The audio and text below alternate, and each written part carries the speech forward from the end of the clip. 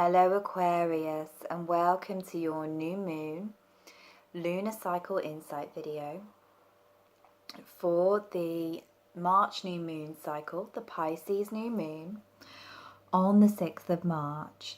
This is a really intense and transformative cycle as we have Mercury stationing retrograde on the final degrees of Pisces on the day before the new moon. And we have Uranus shifting signs just hours before the new moon rises as well. So this is a once in every 84 years occurrence, and many of us will only see it once in our lifetime. So it's this moment of huge liberation, particularly for you Aquarius, as Uranus is your ruling planet, so his movements is very significant to you. So let's have a little look at how all of these energies are going to be affecting you personally. So we're beginning the month with this conglomeration of energies in Pisces in your second house. So we have the new moon here, the sun, the moon, conjunct Neptune, the ruler of Pisces. And as I said, we've got Mercury stationing on the final degree of the sign of the fish as well. So this is initiating a journey for you, Aquarius, in the second house of your birth chart, in the Taurian house of your birth chart. This Mercury retrograde is going to be asking you to do some deep healing around the areas of self-worth, of self-value, of being open to receive love, abundance, and support from the universe. The second house is very much connected with wealth in a similar way to Taurus, which we'll talk about a little bit more in a minute. Connected with wealth, financial security, physical security. And it's also very much concerned with our bodies, our connection to our embodied self, and our ability to love through receptivity. So my cat just touched me on the back there and made me jump. I didn't realise she was there. So that may be an important part of the message for you, Aquarius. So really we're looking at, during this period, how much we value ourselves and our gifts and talents.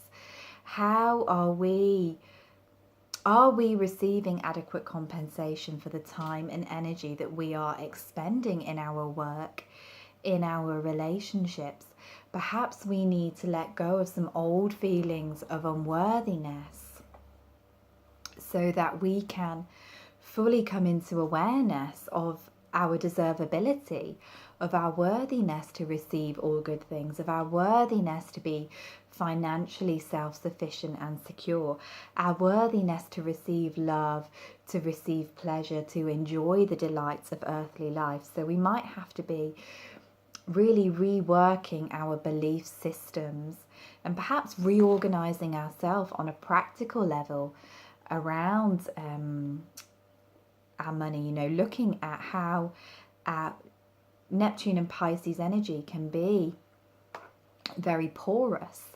So we might be looking at how we are leaking our time and energy, how we're not structuring ourselves in productive ways. Perhaps we are overgiving or overspending in some areas of our lives, and this is the time to take our power back, to heal that, to work to really own and appreciate our resources. This can be a time of being really grateful for what we have and what we have been given as well. Really taking care of our money, taking care of ourselves, taking care of our physical body.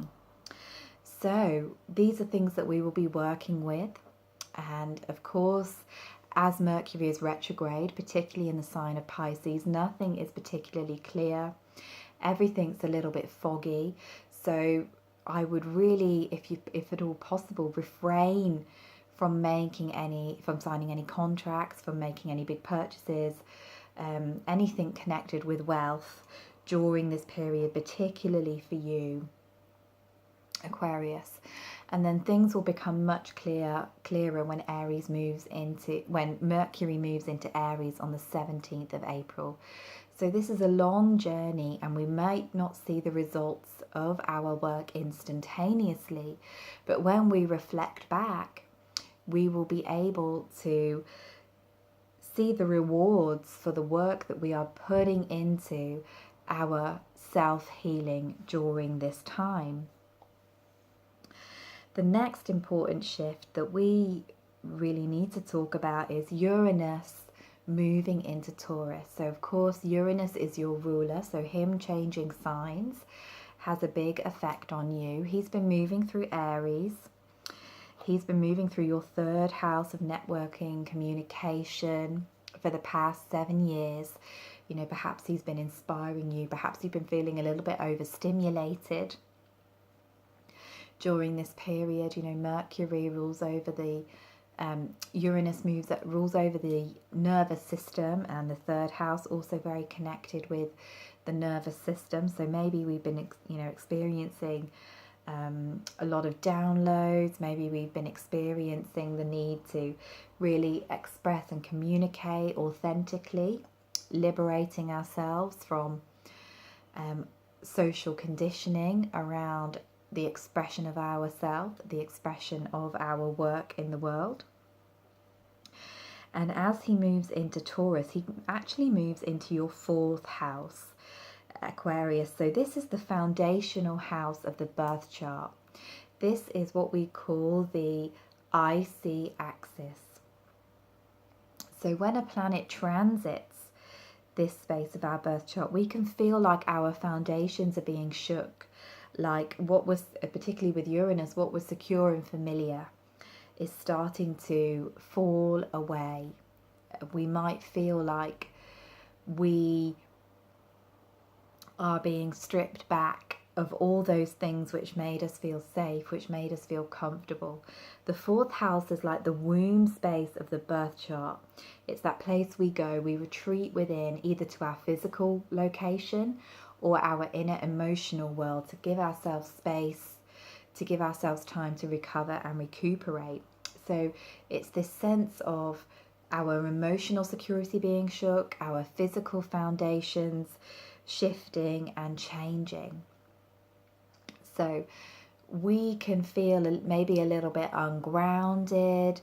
We can feel, that need even for yourself as an Aquarius. You may be feeling that urge to liberate yourself from old stagnant patterns, which can also be, found in the 4th house and in the sign of Taurus. So this can be an internal process of you, really wanting to shake off the shackles of conformity, of expectation, and embrace a totally new way of being.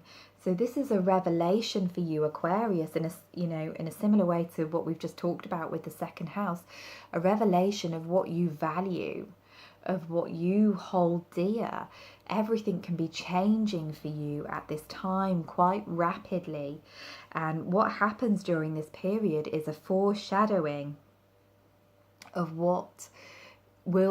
of the themes that you will be working with over the next 7 years. So it's important to really pay attention to the downloads, the insights, the messages that are coming through to you. Perhaps you will be wanting to change your physical location as well during this period. You may feel a sudden urge to move house or to make some changes in your living space. And as a planet crosses this 4th house cusp, it can also affect the top of the birth chart, the 10th house cusp, which is to do with our reputation and career. So you may find the internal changes that you're undergoing as calling you to change your work in the outer world as well. Perhaps you're, really wanting to align your purpose, align your work in the world with your authentic expression of self, with what is really valuable, with what really matters to you. So we're seeing this kind of changing going on this month around career, finances, home life, being the key themes. And on a deep level, we can also look at this fourth house energy as being liberation. Drop my pen.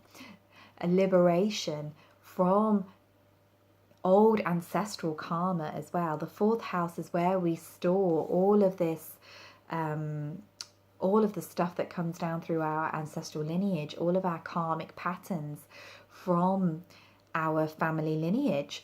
So that maybe you know, feeling that need to break free of these old behaviors. It may be you liberating yourself from patterns that were impressed on you from your childhood as well. It may be you deciding to parent yourself, parent your children in a completely unconventional way. It may be, you know, you deciding to do things in a radically different way to what is expected of you from society, which is, of course, you know, one of your sole purposes, Aquarius. So we're feeling this kind of shifting, this changing happening that will start to settle down as Uranus settles into Taurus.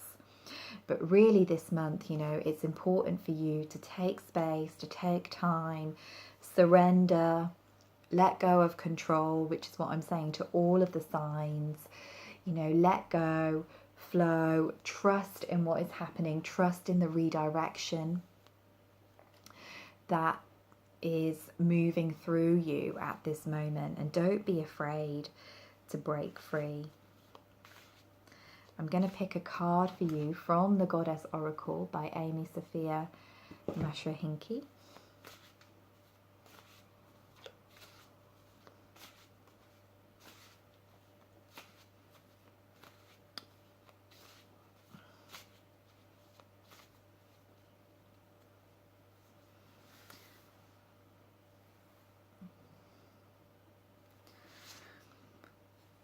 Interesting. So this card is Artemis, selfhood. So of course this really ties in with these energies of liberation that we're experiencing this month, this energy of really being your true, authentic self. And I also feel it's about you breaking free in your work, choosing a new direction with her, you know, you see her with her bow and arrow here, choosing a new pathway. Perhaps you're going to do something that has never been done before. Perhaps you are really now, after the powerful year of 2018 when we had those eclipses and Mars retrograde in your sign, it's you really coming back to yourself, you really owning who you are, loving the self, valuing the self, you know, really thinking about the mark you want to make upon the world. And, you know, allowing the issues that arise in the fourth house with the family and career changes to lead you where you are supposed to be. So don't be afraid of the shifting sands. She feels really strong and powerful here. You have the power to direct your purpose, to direct your energy in ways that satisfy your soul. So it's thinking about your needs, your ability to sustain yourself, your ability to love yourself, you know, looking at those second house energies. You know, we don't need anyone else to love and approve of us. We can do that ourselves. So thank you so much for listening to me, Aquarius. And you can connect with me further by clicking the links below these videos if you choose to. I am sending you so much love for an exciting lunar cycle.